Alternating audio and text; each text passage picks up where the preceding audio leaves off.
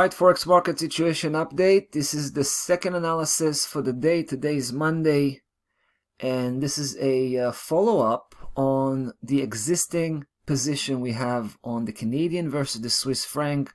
We've been here exactly a week ago, exactly 7 days ago. I was here and I was calling out the Canadian Swiss franc for a new bearish campaign after we figured out that there's a very good chance it will not be able to advance further above 69.98. 69.98, that's the big level. That's the big point of reference we were working here with.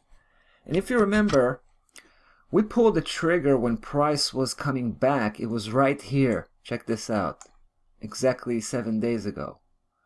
Price was coming off, and we figured out that it's probably found a lot of resistance coming from this area. It's not the first time, and but to our surprise, it was not consistent. I mean, the downside move was not consistent enough. Price went back up. It went back up in a crazy day, right? There was that crazy single day that basically took the previous high. Having said that, our stop loss level was far enough to keep us safe in the position. And later, you're right, just a couple of days later, price came back and solidified, the breakdown of that 69.98. I want to show you how this whole movement looks like from a different angle, say from the weekly perspective. This is really cool stuff, because that 69.98 is such a strong resistance level. It's really remarkable to see how many attempts price had and how many failures, right? Ever since April 2020. So, like 9 months where price was relentless, coming back up time and time again, but failing every single time. By the way, if you think this was a breakout, then you'd be wrong. That was a false breakout. We were able to confirm that with the monthly chart. Take a look at that crazy spike right there. So as you can see from the monthly perspective, price did not close above 69.98 ever since the first attempt back in April 2020.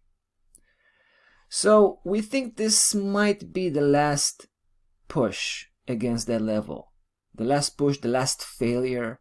We feel that that's that's a good proposition that we can work with. The fact that price coming off that level again, we're still missing a big move to 66.79. So we're talking about a 300 pip of potential move once price starts to go. Right, once it starts to turn around and once it starts to move, once the move is on, I believe that we're going to see a big move all the way to 66.79 and possibly even beyond that point. I want to show you the daily chart again. This is where we started from, right? We start from the daily chart. Clearly, the daily chart is very noisy. You can see there's very little respect to that 69.98. That's why we have to keep our monitoring from the weekly chart mostly, right? That's going to filter out most of the noise coming from the daily chart. Now, take a look at what happened last week. That's what I'm mostly impressed about. Price starting on the upside, right? Making it all the way to 70.56, but then coming crashing down, leaving that big spike and turning ending up on the negative side.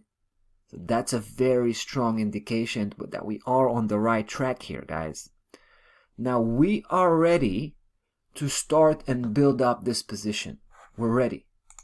We're only gonna do this. We're gonna let today roll out, play out, and we'll see how high it can go, because it might get, it might go higher. It might go higher as far as maybe testing 69.98, who knows. But the minute we can see that price is coming back on the downside, we'll start dropping bombs here, guys. All right, we're aiming at 68.47.